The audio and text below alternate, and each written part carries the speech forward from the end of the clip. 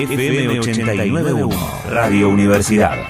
Y seguimos con el segundo bloque de Ciencia Modulada. Continuamos un poco con esto que te habíamos adelantado antes, de estas noticias que impactan a nivel mundial, sobre ciencia, por supuesto, y que a veces generalmente conviene tener como un poco el trasfondo para ver cuál es el impacto real de estas novedades, de estas cuestiones que se venden como avances, que probablemente lo sean, pero bueno, con temáticas como la salud hay que tener algunos recaudos. Usted dice que no hay que dejarse llevar por los títulos, que a veces son más bien impactantes, pero un poquito exagerados tal vez.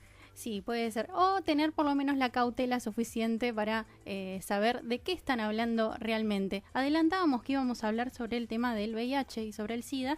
Y por supuesto en el último tiempo hubo novedades que se reconocieron por todo el mundo que tienen que ver con este segundo caso, este segundo paciente mundial al que se logró remitir el VIH sin medicación.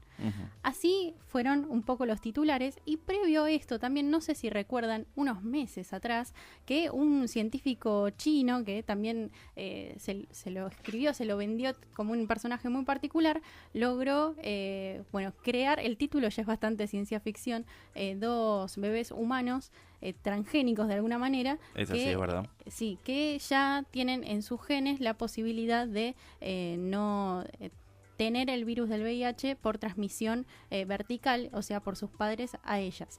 Así que, bueno, estas dos novedades claramente impactaron mucho, pero vamos a conocer un poco el trasfondo de esto, que son estas noticias que a priori serían esperanzadoras de alguna manera. No lo vamos a decir nosotros, por supuesto, para eso estamos en comunicación telefónica con Juan Pablo Jaworski, investigador de CONICET y de INTA. Juan Pablo, Carolina Vespasiano te saluda. ¿Cómo estás?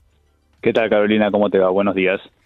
Bueno, muchas gracias por atendernos y bueno, ya que estamos, contanos un poco, ¿no?, de este trasfondo, de estas noticias que anduvieron circulando actualmente por todos lados. Bueno, mira, déjame primero que te hable brevemente sobre VIH, para poner un poco en contexto. La verdad que desde su descubrimiento en el año 83 ha sido uno de los agentes infecciosos que más trabajo ha dado a la comunidad científica, con respecto a lo que es su control, su tratamiento, su profilaxis.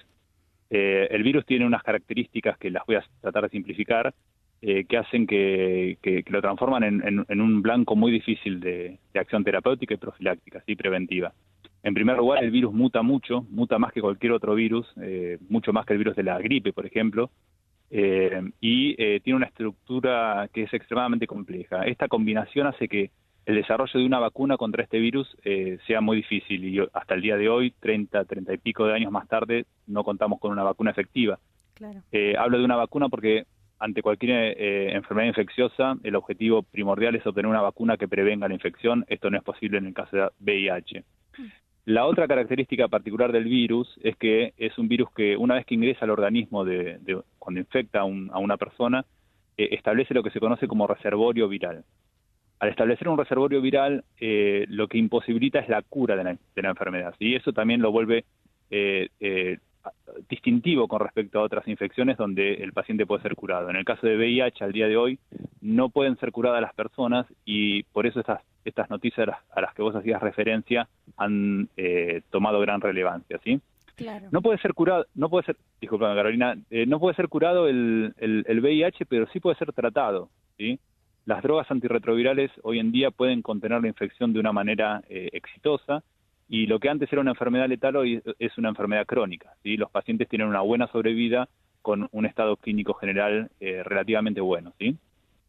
Claro, bueno, eso es muy importante señalarlo, y sobre todo recalcar también la labor que se está haciendo en Argentina desde diferentes sectores. Uno de ellos es la Fundación Huésped, que ha hecho hincapié en todas estas aristas que vos mencionabas, ¿no? La investigación, la profilaxis, la prevención sobre todo.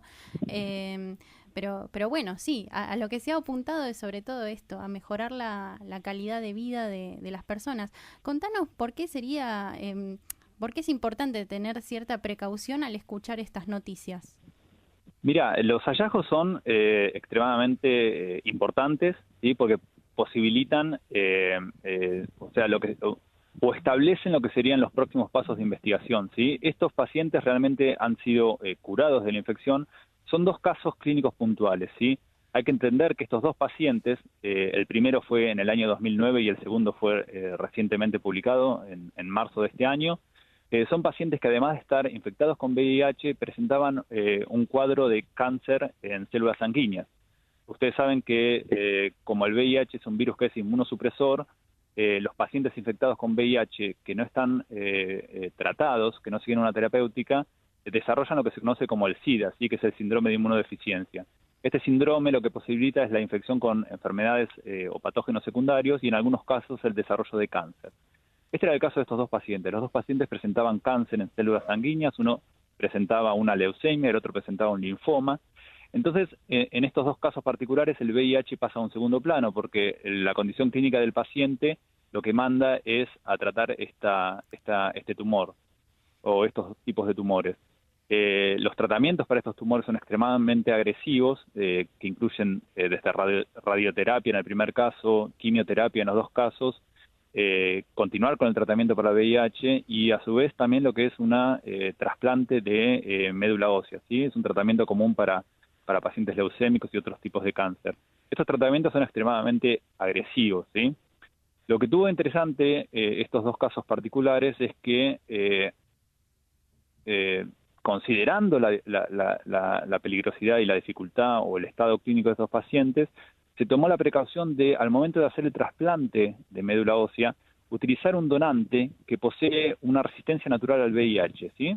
Esto es algo común en un bajo porcentaje de personas, aproximadamente se sabe que entre el 0,5 y el 1% de la población europea tiene una doble mutación en una de las moléculas que le permiten al virus entrar a las células, al virus del VIH.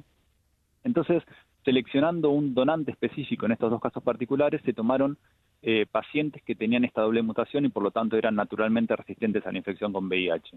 Uh-huh. Terminado todo el proceso, todo el procedimiento que como te decía, es muy complejo y muy riesgoso, ¿sí? En primer lugar, el objetivo primario era controlar el cáncer de estos pacientes y esto se logró. La quimioterapia, la radioterapia, lo que hace es destruir todas las células sanguíneas blancas del organismo, que son a su vez el reservorio del VIH. De esta manera, lo que se logra es tratar al cáncer y por otro lado barrer las células que están infectadas con el VIH, que pueden quedar algunos remanentes. Pero al reincorporarle a estos pacientes con el trasplante de médula ósea células que son naturalmente resistentes al virus, lo que posibilita es que si llega a haber algún remanente viral, este virus no se vuelva a expandir a lo largo de todo el organismo. Entonces estos pacientes lo que lograron es, por un lado, controlar el cáncer y por otro lado, indirectamente, controlar la infección con VIH. Estos pacientes siguen con tratamiento antirretroviral por un tiempo y cuando se ve que la carga viral está indetectable, se prueba dejar de darle la medicación. Y lo que se vio es que en el primer caso, 10 años más tarde, y en el segundo caso, 18 meses más tarde de haber suspendido el tratamiento antirretroviral, estos pacientes no presentan signos de infección con VIH. Uh-huh. Haciendo la historia corta, bueno, es un caso en donde uno tiene doble éxito, porque claro, por un lado trata el problema primario del cáncer y por otro lado controla el VIH. Uh-huh. Por lo que comentás, Juan Pablo, entonces, más allá de que sean casos muy particulares y con esta historia clínica que vos comentabas, supone cierto grado de avance o cierto grado de expectativa estos casos, ¿no? Sí, porque lo que hacen es, experiencias que van a surgir a partir de ahora, van a empezar a ver, o sea, lo que visualizó estas experiencias es que el virus se puede extirpar o sacar completamente del organismo. Claro.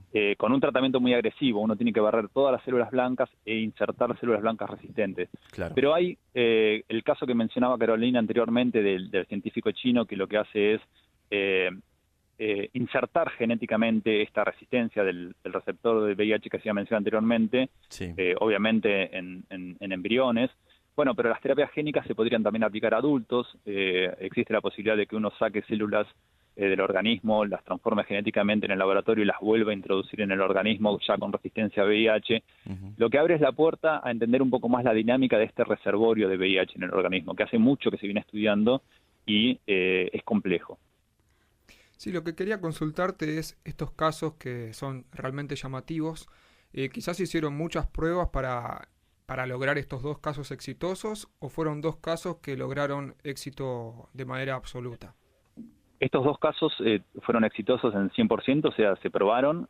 O sea, este tipo de terapéutica se hace continuamente, ¿sí? Ya sea para la comorbilidad entre VIH y algún tipo de cáncer en células sanguíneas, o ya sea la transferencia de células de médula ósea en lo que es leucemias propiamente dichas, ¿sí? Sin infección con VIH. Son tratamientos que se hacen continuamente. En estos dos casos puntuales, lo que fue clave fue la reintroducción de células de pacientes con esta resistencia natural. Eso no se hace generalmente porque cuando uno busca en un banco de donantes no está buscando esa cualidad particular. Esto se hizo específicamente buscando esa característica en los donantes. Son dos casos que se hicieron y los dos tuvieron 100% de eficacia. Lo que sí está haciendo hoy en día, hay unas pruebas clínicas en España que están tratando de replicar esto de una manera más masiva, y eso es lo que va a dar, por ahí a lo que te referías vos, cuál es la chance de éxito de estos tipos de tratamiento. Esos fueron hasta ahora fueron dos casos puntuales con éxito. Ahora se van a empezar a probar en ensayos clínicos con una estadística de fondo, un diseño experimental para ver cuál es la chance de éxito real de estos tratamientos. Juan Pablo, por otro lado, vos hacías referencia a esta cuestión de los reservorios de virus que quedan dentro del organismo cuando se hace el tratamiento común por VIH. Vos estuviste trabajando en un grupo internacional en relación a esto y en relación al desarrollo de anticuerpos monoclonales para ver esta cuestión en particular. ¿Cómo van esos estudios y también qué expectativa tienen un poco a largo plazo con eso? Está bien, sí. Los estudios están hoy en día también en fase clínica. Quiere decir que los anticuerpos se empiezan a producir en escala masiva y empiezan a ser pacientes infectados con VIH tratados con estos anticuerpos. Por cuestiones éticas, uno siempre tiene que acompañar los tratamientos con lo que hoy en día es el tratamiento efectivo, ¿sí? Entonces lo que se está haciendo es combinar anticuerpos con drogas antirretrovirales para ver la acción conjunta de estas dos terapéuticas. ¿Qué permitiría el anticuerpo? ¿Qué plus tendría el anticuerpo con respecto al antirretroviral? Tienen dos características sobresalientes. En primer lugar, la vida media del anticuerpo es mayor a la del antirretroviral, con lo cual permitiría extender las dosis o las infusiones de terapéutica a lo que hoy es diario, que podría llegar a ser cada 2 meses o incluso hasta cada 6 meses. Es decir, que el paciente podría llegar a recibir una vez cada 6 meses la terapéutica y tener el mismo efecto que hoy tiene con los antirretrovirales. Y en segundo lugar, los anticuerpos tienen una capacidad funcional que no tienen las drogas antirretrovirales, que es la de marcar las células que están persistentemente infectadas con el VIH, es decir, este reservorio viral, y por mecanismos naturales de respuesta inmunológica empezar a atacar específicamente este reservorio. Al día de hoy no hay casos ni en pacientes clínicos ni en modelos animales que se haya logrado remitir completamente el reservorio, excepto en una experiencia que nosotros hicimos en el año 2016, se publicó, donde si el tratamiento es instaurado muy temprano, post-infección, nosotros lo hicimos particularmente al día luego de la infección, es algo que en clínica no se podría llegar a hacer, pero nosotros sí tuvimos la posibilidad de interferir con el reservorio, pero sería más que una limpieza de reservorio, no permitir que el reservorio se llegue a concretar. Es un poco lo que te decía, que estos trabajos de trasplante de médula ósea junto con nuestros trabajos van a empezar a refinar cuál es el timing, cuál es la ventana terapéutica en la que estas terapias podrían llegar a eliminar completamente el reservorio, impedir que el reservorio se forme, empezar a hacer que el reservorio empiece a reducir con el tiempo y complementarlo con otras terapéuticas que tienden a hacer que el virus que está escondido en ese reservorio se exprese involuntariamente. Son una serie de terapias combinadas que podrían llegar a permitir la cura de VIH en algún momento. Juan Pablo, te agradecemos mucho por la precisión y la claridad en estos temas y bueno, por acercarnos también lo que se está haciendo un poco en Argentina, un poco no, muchísimo, para mejorar la calidad de vida, que de eso se trata esta imagen que nos prestaste, ¿no? De pasar en algún futuro de la ingesta diaria de muchísimas pastillas a, bueno, realmente tener un tratamiento un poco más cómodo y más sencillo para los pacientes que actualmente tienen VIH. Así que muchísimas gracias por estos minutos. No, les agradezco a ustedes el llamado y la posibilidad de difundir estas noticias que son, la verdad, que positivas, en distintos grados, pero positivas, y bueno, esperemos que pronto se pueda contar con más herramientas para la población que vive con VIH. Muchísimas gracias. No, gracias a ustedes. Hablábamos con Juan Pablo Jaworski, que es investigador de CONICET y de INTA, que nos contaba todos estos avances y nos precavía de esos titulares que andan dando vueltas para que los escuchemos, los veamos y los interpretemos con un poco más de atención. Desde la Universidad Nacional de La Matanza, Radio Universidad FM 89.1. Siempre cerca.